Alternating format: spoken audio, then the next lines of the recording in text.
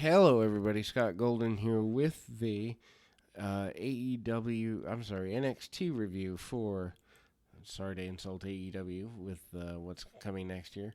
With the NXT review for the, um, 14th of June 2022.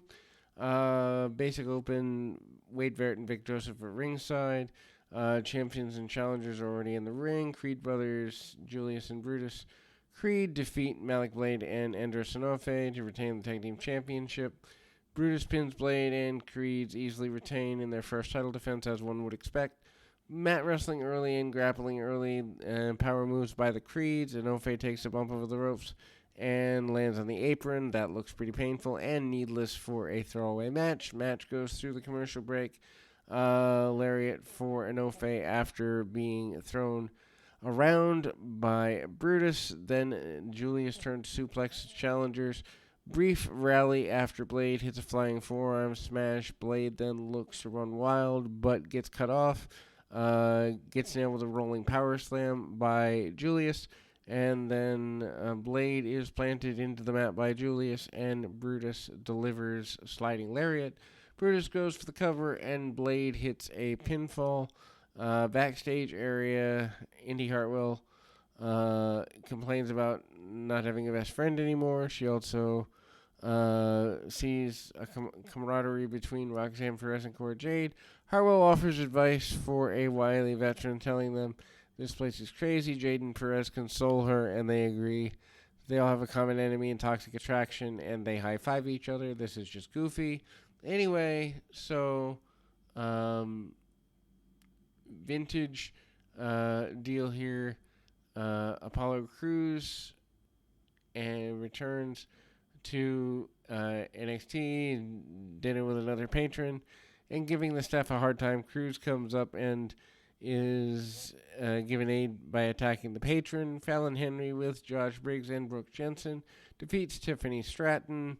Henley pins Stratton after outside interference by Wendy Cho. Henley and Stratton show of fire from the outset. From the match itself is actually rather short.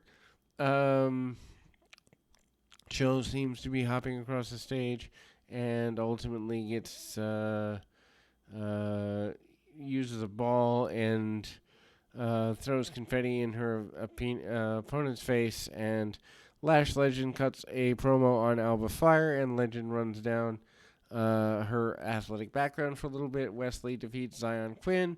Lee pins Quinn after twisting Senton on the top rope. Another great win by Lee, and his push continues post his partner being released. Lee shoots in at the start and gets depowered. Lee then uses quickness to counter. He then drops Quinn with a kick, and Lee jumps off the top rope with a twisting corkscrew senton. Lee then covers Quinn for the pinfall.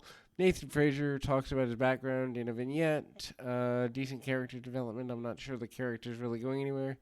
Dyad with Joe Gacy defeating Dante Chen and Javier Beal. And they basically are druids. And it looks like they're from about 25 years ago. Execute a double DDT on Benil, and then pin is theirs. Gacy enters the ring, post-match promo. He says a bunch of words that really don't have any long-term consequence. Sanga and Zion Quinn have a confrontation backstage. Quinn storms off as Sanga remarks that he's found his next opponent. D'Angelo hosts the promotion of Stacks and Two Dimes. Lame duck segment because they didn't edit it out of the show. D'Angelo waxes about how much Stacks and Two Dimes have done for the family. They get promoted to associates, to soldiers of the family, and then D'Angelo gifts them expensive watch. Joining them in the ring is Santos Escobar, Legado del Fantasma. D'Angelo lays out the law for Escobar and company, and they shake D'Angelo's hand, but they are clearly not happy about doing any of this. D'Angelo says that now it's time for him to have championship. Cue for the NXT North American champion Carmelo Hayes, flanked by Trick Williams. Hayes and Williams cut a promo on D'Angelo. They yammer at each other. And Tony talks about being the Dawn of NXT. D'Angelo has booking power because he's booked himself for a future match with Hayes. Also set up tag match later. Staxton 2 times against Hayes and Williams. The Toxic Attraction cuts a promo on their opponents in a 6-woman match set for tonight's broadcast near the end. And we will be back in 2 shakes of a lamb's tail with more right after this.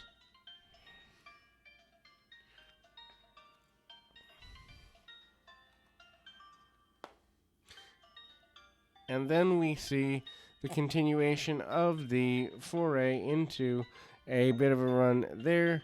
And ultimately, it's like I said, very basic. This whole NXT thing is just really, really lame. It's kind of cool in the sense they're trying to bring back characters, but not so. The opponent's 6-woman tag team match are yammered about. NXT champion Braun Breaker defeats Duke Hudson to retain the title. Breaker beats Hudson in a short match. Hudson attempts to jump Breaker before the bell, but that backfires on Hudson. Breaker goes into flurry, flying shoulder tackle, and a Rick Steiner-style power slam, honoring his father, and hits him with a spear. Grimes challenges Breaker during a post-match confrontation. Cameron Grimes interrupts Baker's victory celebration, saying he wants to challenge him. Grimes addresses the Breakers, telling Breaker the reason he's champion is because of his last name. And not his actual name. Breaker itself is not anything worth value. Anyway, so Grimes tells Breaker he respects him, but Grimes also notes that Breaker's father is a legend. This is Grimes' problem with Breaker. Everyone knows Breaker's father, but no one knows who Grimes is, about Grimes' own father. Grimes' anger grows. He talks about his father not getting to watch his title win. Like Breaker's father being able to see his son win a title, Grimes then says his catchphrases and challenges Breaker to a title match at the Great American Bash. Do we really need to devalue the Bash in that way? Anyway, so then we go to a Diamond Mine skit with more tension in the faction. Mackenzie Mitchell interviews Von Wagner, who joins Mr. Stone and Sophia Cromwell. Stone and Cromwell speak to Wagner when next week Wagner meets Brooks Jensen in the match, and all sides barred from ringside. Giovanni Vinci defeats Guru Raj. Vinci pins him after a powerbomb in basically a re-debut. Vinci is portrayed by Fabian Aichner.